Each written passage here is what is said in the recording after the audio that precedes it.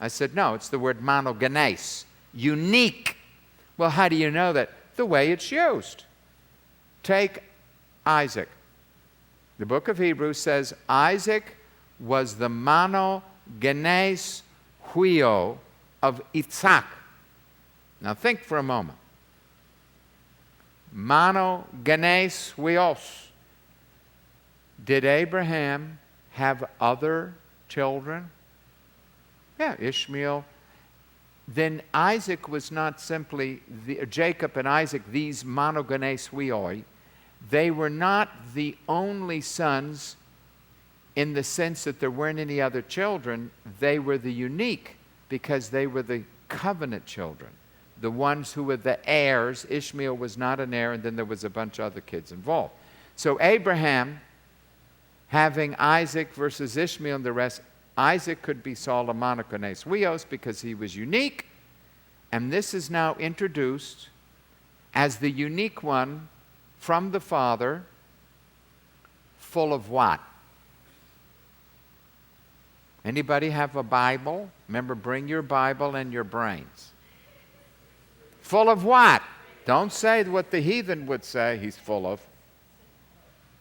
Full of what?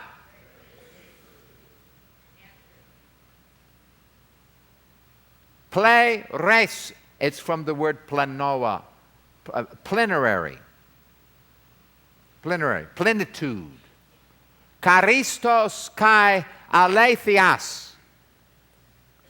Why did John say that Jesus came packed, absolutely full of grace and truth? Because what do we sinners need? Grace!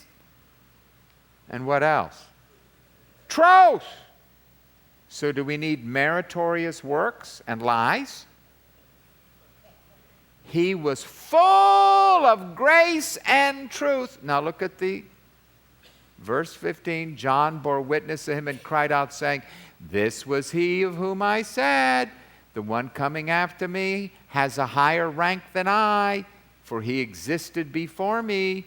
Remember who was born first. John knew of the preexistence of Messiah. For of his fullness. Again, we have all received, now comes a phrase, grace kai karen anti charistos. Grace heaped upon what? Grace upon grace. You start salvation, for by grace you are saved. Well, then once you're saved, it's now up to you. God's done all he can for you. Now you've got to do it on your own.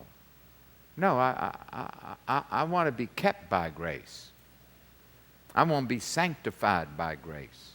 I want my prayers. I want to pray by grace, preach by grace, live by grace, marry by grace, breathe by grace. I want grace in the morning, grace at noon, grace at night. All right, we'll give you grace at the beginning and grace along the way, but when you die, you're on your own. Oh, I want grace when it comes time. I want dying grace. I want martyr's grace. Jesus comes and gives us grace upon grace upon grace, which proves we can never merit salvation. Never. And we can never make ourselves holy and righteous. Because you need grace.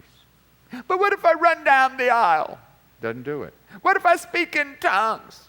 That doesn't do it. What if I bark like a dog? Won't do it. What if I roll on the ground, jump pews? What if I jump out of airplane? Won't do it. Well, then what will it take to be like Jesus? Grace. Maybe if I fast. No, it's grace. Grace upon grace upon grace upon grace. Of his fullness we have all received. Now let me tell you,